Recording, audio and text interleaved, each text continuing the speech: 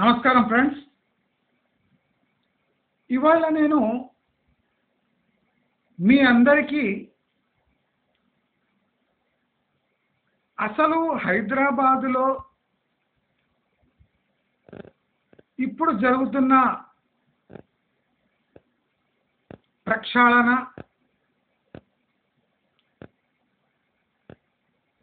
పశ్చాత్తాప యజ్ఞము తిరుమలలో కాకుండా హైదరాబాదులో హైడ్రా రూపంలో జరుగుతుంది. దయచేసి అట్లీస్ట్ మన సబ్స్క్రైబర్స్ ప్రాక్టికల్గా ఉండండి. మీకు టీవీలో కనిపించే విజువల్స్ చూసి మోసపోకండి. నేను గత 1.5 ఇయర్గా చేస్తున్న పోరాటం, దాని సారాంశం ఈ హైడ్రా ఆపరేషన్స్.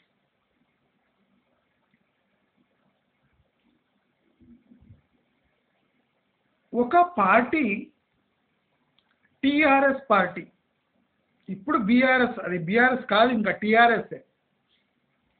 మనం ఇప్పటి నుంచి ఆ బీఆర్ఎస్ని టిఆర్ఎస్ అని పిలుద్దాం.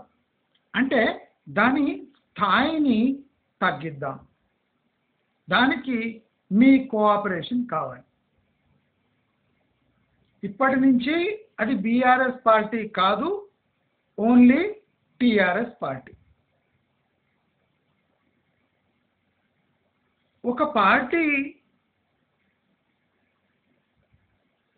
ఒక రాష్ట్రాన్ని పాలించడానికి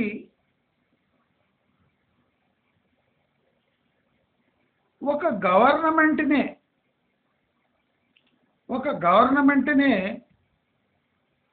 ఒక రిసోర్స్ టూల్గా యూజ్ చేసుకున్న ఫస్ట్ ఎగ్జాంపుల్ మన కంట్రీలో తెలంగాణ ఉంటుంది.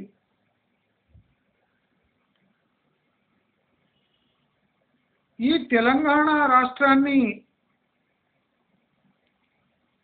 వచ్చే 10 ఏళ్ల వరకు ఎవరు కాపాడలేరు.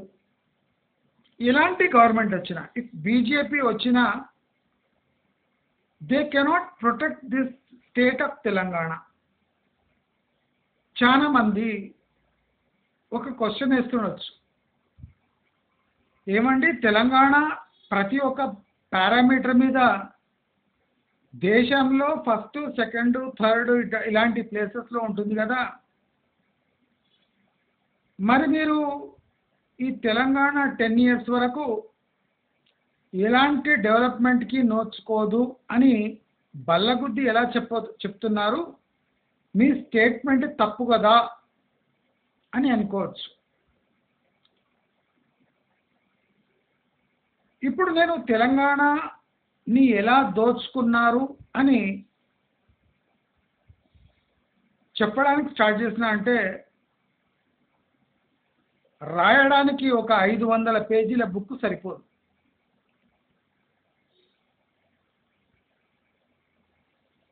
Telangana state was looted in such a fashion that all the state's assets have been mortgaged in the name of welfare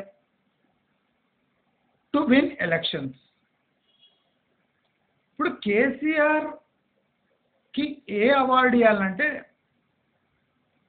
total democratic సెటప్నే భ్రష్టు పట్టించి ఒక ఎమ్మెల్యే ఎలక్షన్ కండక్ట్ చేయాలంటే 100 కోట్లు లేకుండా, ఏ ఎమ్మెల్యే కాంటెస్ట్ చేయకుండా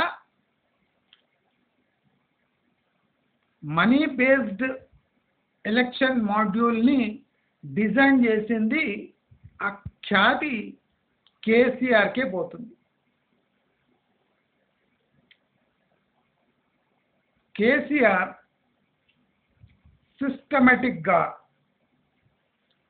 స్టేట్ టూల్స్ యూజ్ చేసుకొని దాన్ని ప్రైవేట్ రిజల్ట్స్ కోసము చాకచక్యంగా వాడుకున్నాడు.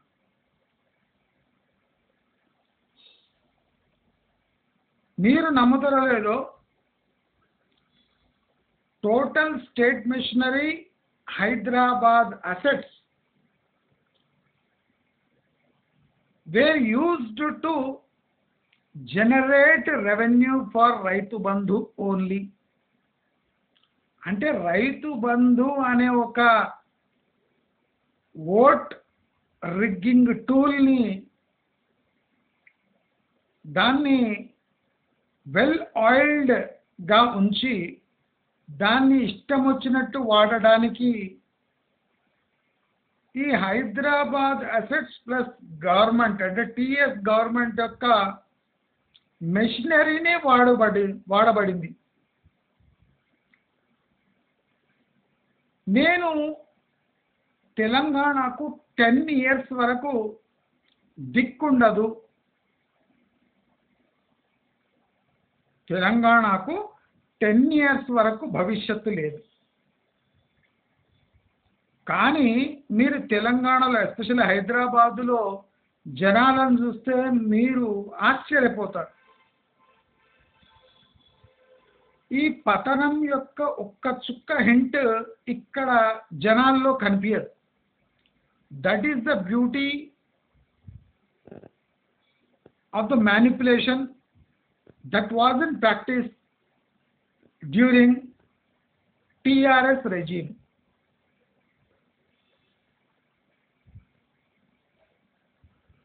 If you call KCR a rogue, it's a decent word నా ప్రకారం. కేసీఆర్ని ఒక రోగ్ అనడంలో ఇలాంటి సమస్య లేదు, అది చాలా చిన్న వర్డ్. కేసీఆర్ మీద పెట్టుకున్న పిచ్చి నమ్మకాన్ని ఎంత బ్యూటిఫుల్గా వాడుకున్నాడంటే,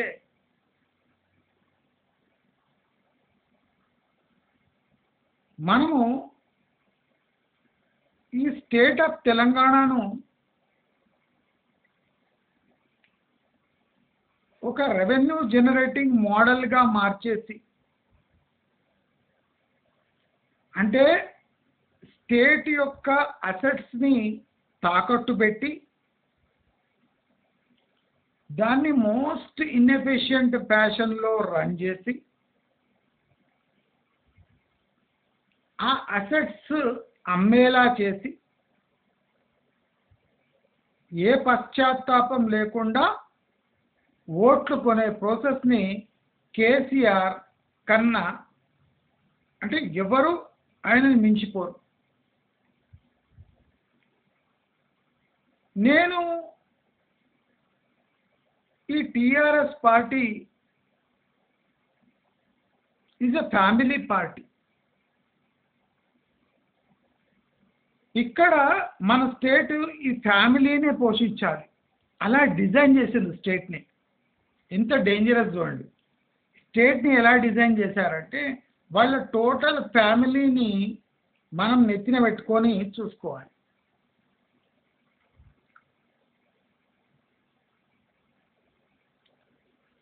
తెలంగాణ స్టేట్ని ఒక బబుల్ మాడ్యూల్లో ఇన్ఫ్లేట్ చేసి దానికి ఆర్టిఫిషియల్ వాల్యూ అంటించి ఆ వాల్యూ డిగ్రేడ్ కాకుండా టైమ్లీ ఏదో ఒక అవార్డో ఏదో ఒక రివార్డో ఇప్పించి లేదా ప్రైవేట్ ఏజెన్సీస్తో రేటింగ్స్ ఇప్పించి దాని రెప్యుటేషన్ కాపాడాడు, కానీ దాని హెల్త్ కాపాడలేకపోయాడు.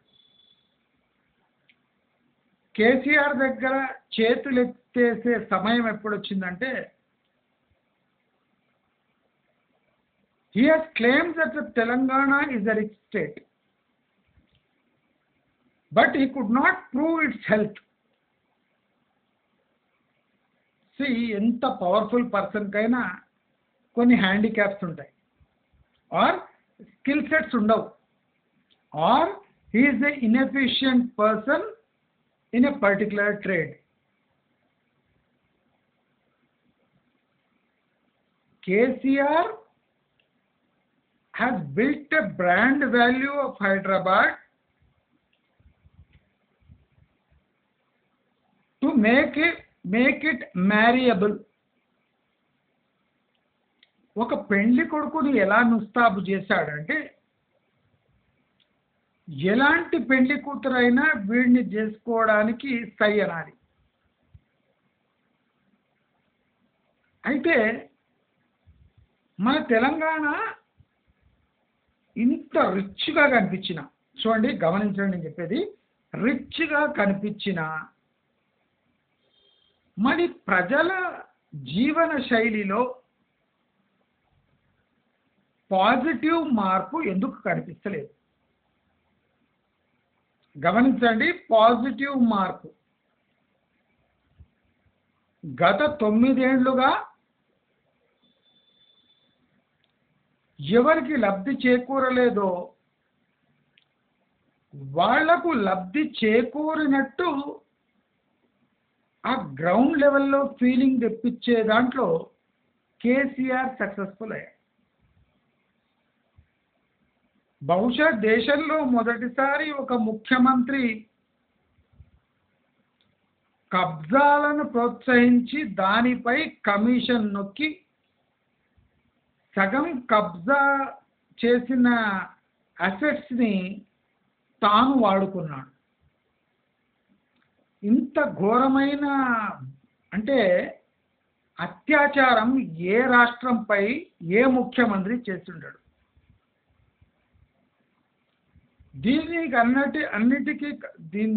ఈ ప్రాబ్లమ్స్కి అన్నిటికీ కారణం మనం కేసీఆర్ పై పెట్టుకున్న పిచ్చి నమ్మకం.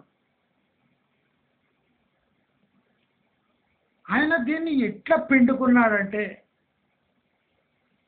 ఇప్పుడు మనకు విత్డ్రాల్ సిమ్టమ్స్ వస్తున్నాయి. అంటే డ్రగ్స్ కానీ సిగరెట్ కానీ మత్తు పదార్థాలు వీడేటప్పుడు వచ్చే విత్డ్రాల్ సిమ్టమ్స్ ఇప్పుడు తెలంగాణ వ్యాప్తంగా వస్తున్నాయి. మనం కేసీఆర్ని అబ్జర్వ్ చేస్తే ఒక వ్యూహం ప్రకారం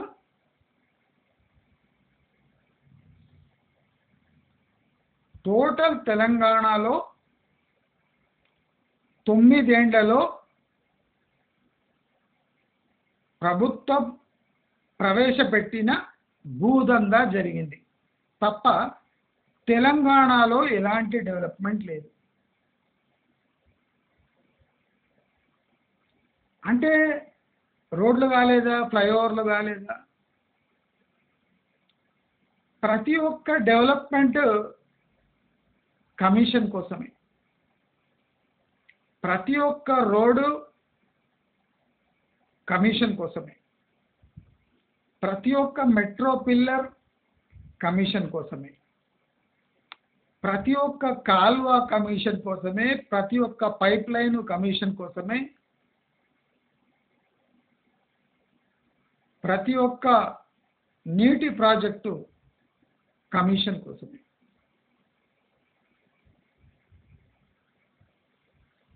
డెవలప్మెంట్ పేరుతో ప్రభుత్వ ఆస్తులను తాకట్టు పెట్టి ఆ డబ్బును ప్రాజెక్టుపై ఖర్చు పెడుతున్నట్టు చూపించి 50% పైన కమిషన్ కొట్టేసిన ఏకైక ధీరుడు మన కేసీఆర్ గారు.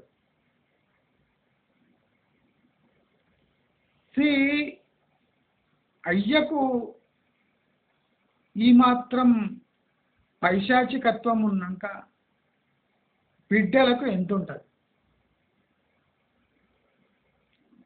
మొదటి 3 సంవత్సరాలు మాత్రమే కేసీఆర్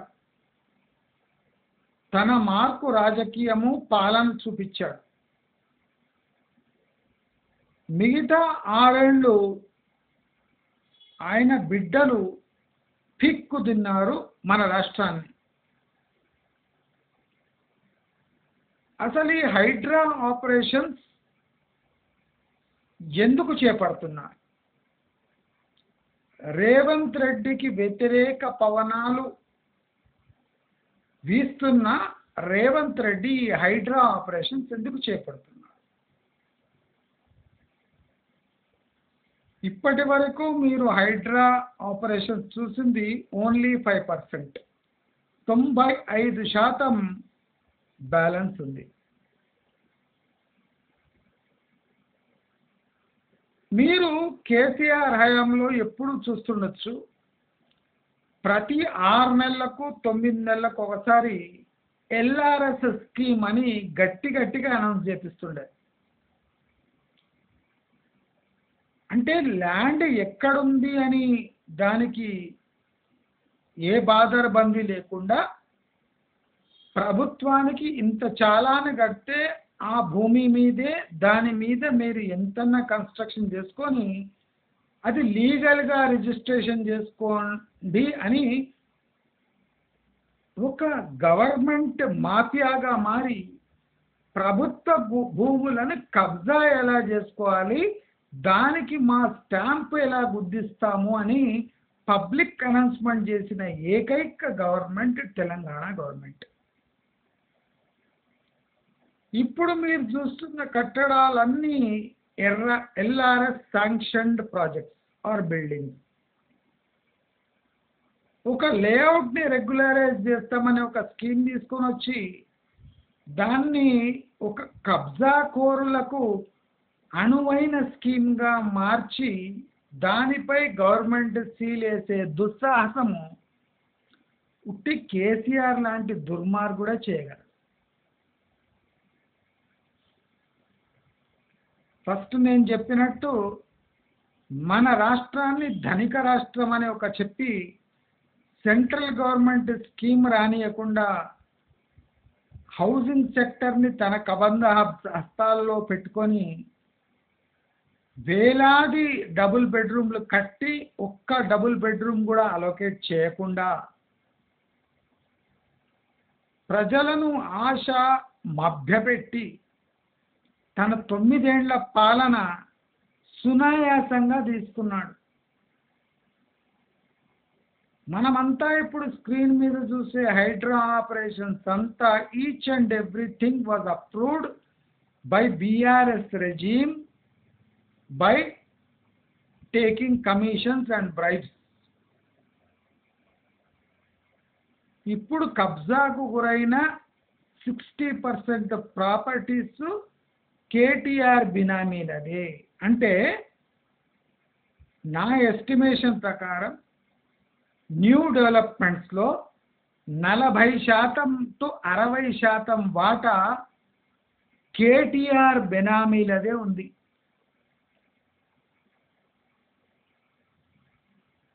అంటే హైదరాబాదులో ఈ 7-8 ఏండ్లుగా జరుగుతున్న డెవలప్మెంట్ యొక్క వాటా, డైరెక్ట్ వాటా కేటీఆర్ చేతిలో ఉంది. అయితే ఈ హై రైజెస్ ఎందుకు పడగొడతలేరు? దీనికి ఒక బ్యూటిఫుల్ లాజిక్ ఉంది. ఈ high rises are not political.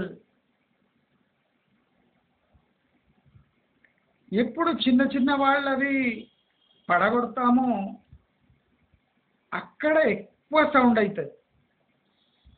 High rise పడగొడితే ఆ డెవలపర్ తప్ప ఎవడొచ్చి మొత్తుకోడు. కానీ కబ్జా అయిన ఎల్ఆర్ఎస్ గ్రాంట్ అయిన ఇండిపెండెంట్ ఇండ్లు, విల్లాలు,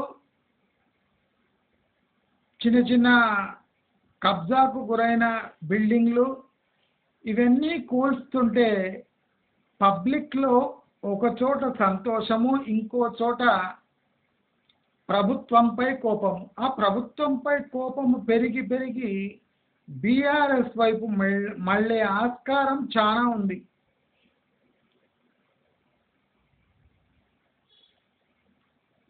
బీఆర్ఎస్ లేదా టీఆర్ఎస్ గవర్నమెంట్ ఎక్కడెక్కడ కమిషన్లు నొక్కి illegal layouts, illegal buildings, illegal షెడ్స్కి పర్మిషన్ ఇచ్చిందో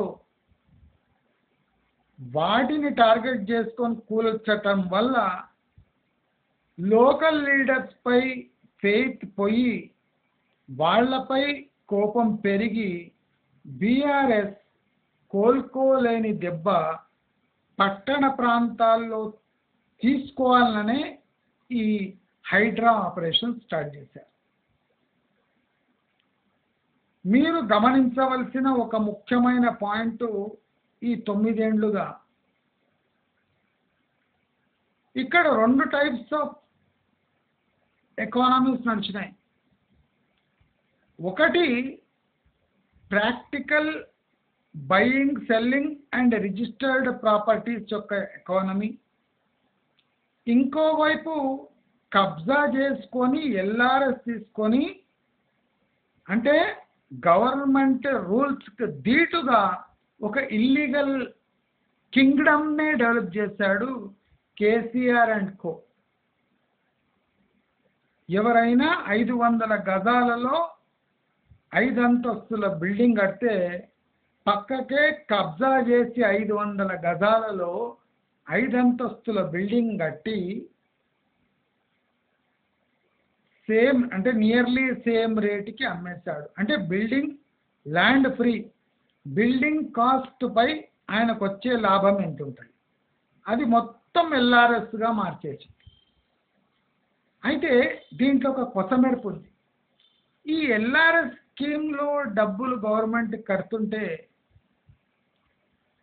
మరి ఏం లాభం అంటే, ఈ ఎల్ఆర్ఎస్ పెట్టింది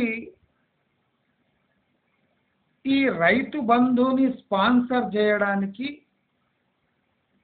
భూములు కబ్జా చేసుకొని దాంట్లో కొంత వాల్యూ గవర్నమెంట్కి పే చేస్తే గవర్నమెంట్ ఎల్ఆర్ఎస్ స్టాంప్ వేసి మీకు ఇచ్చేస్తుంది. అది మీరు తక్షణమే బిల్డింగ్ కట్టుకొని ఏ రేటుకైనా అమ్మేసుకోండి, మాకు అందవలసిన కమిషన్ మాకు అందాలి. ఇది ఫార్ములా. దీనివల్ల జెన్యున్ ప్రాపర్టీ సేల్ కన్నా కబ్జా ప్రాపర్టీ సేల్స్ ఎన్నో రెట్లు పెరిగిపోయాయి. నీ భూమి కాదు, కబ్జా చేసుకొని ఎల్ఆర్ఎస్ అప్లై చేసి 3 అంతస్తుల భవనానికి 5 అంతస్తుల కట్టడం కట్టి, ఆ కట్టిన 5 అంతస్తులకు మళ్ళీ ఎల్ఆర్ఎస్ అప్లై చేసి, అంటే ఒక భూమి మీద 2-3 సార్లు ఎల్ఆర్ఎస్. ఫైనల్ ఏమి, ఒక కమర్షియల్ బిల్డింగ్గా దానికి ఒక టర్మినాలజీ ఇచ్చి మార్కెట్ రేటు కన్నా 20% తక్కువ పెట్టి అమ్మేయడం. అలాంటి ప్రాపర్టీలు హైదరాబాదులో 40% మించిపోయాయి. అందుకోసమే హైడ్రా ఆపరేషన్.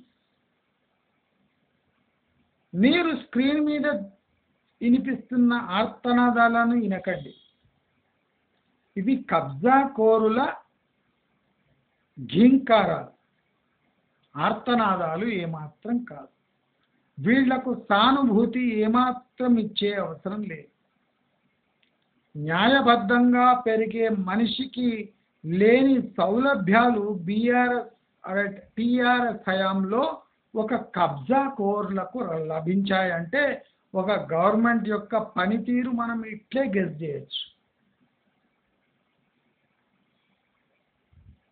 ప్రతి ఒక్క గవర్నమెంట్ పెట్టి స్కీమ్కి రియల్ ఎస్టేట్లో జనరేట్ అయ్యే ఎల్ఆర్ఎస్ ఇన్కమ్ ద్వారా లేదా కార్పొరేషన్ని తాకట్టు పెట్టి దానితో వచ్చే డబ్బుల ద్వారా తన పెట్ స్కీమ్స్ని ఓట్లు కొనడానికి ఎంతో చాకచక్యంగా వాడుకున్నాడు కేసీఆర్.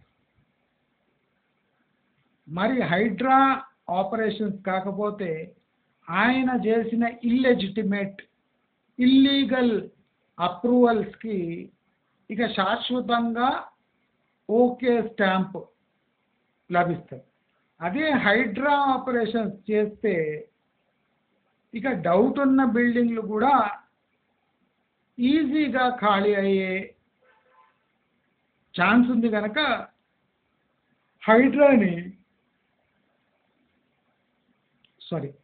హైడ్రాని కంటిన్యూ చేస్తున్నారు.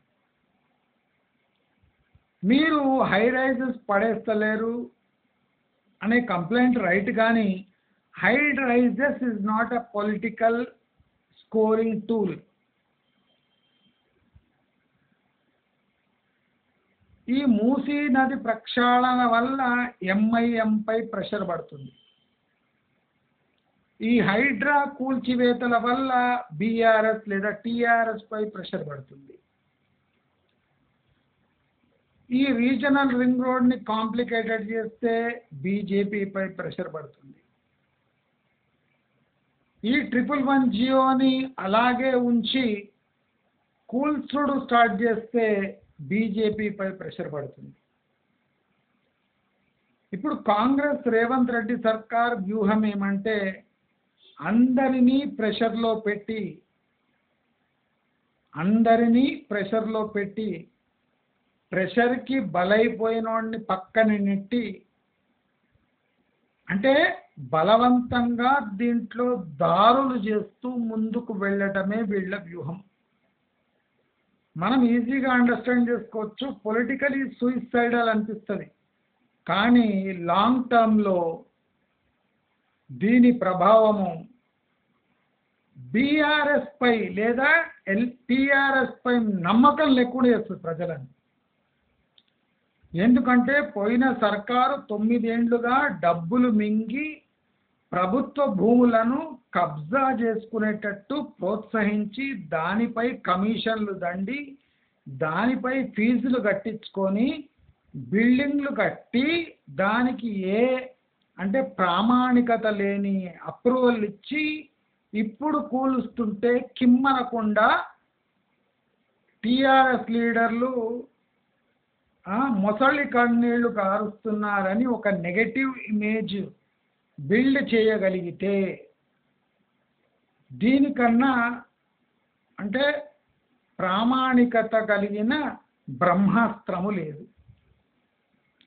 టెంపరీగా కాంగ్రెస్కి వ్యతిరేకంగా పవనాలు వీస్తున్నాయని సోషల్ మీడియాలో ఎంత చెప్పినా లెజిటిమేట్ ప్రాపర్టీస్ ఉన్నోళ్ళంతా ఈ హైడ్రా ఆపరేషన్స్ వల్ల లబ్ధి పొందుతున్నారు.